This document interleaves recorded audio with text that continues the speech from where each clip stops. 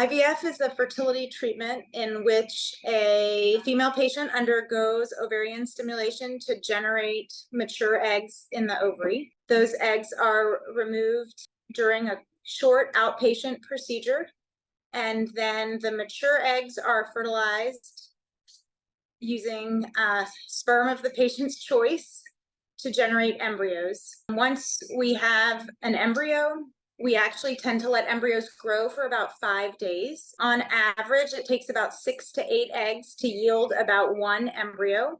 The duration that an embryo is stored varies significantly from one couple to another.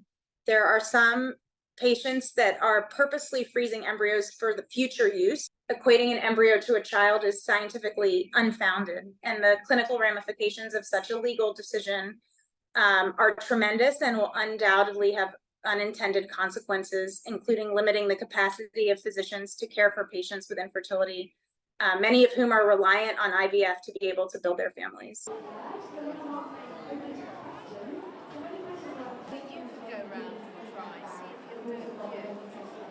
Don't cry. Let's get this It also impacts the patients in the cost of storage of the embryos. Right now, we have malpractice and liability insurance for our embryos. There will be no insurance companies will touch this because of the increased liability that now this criminal intent and the criminality associated with these embryo accidents.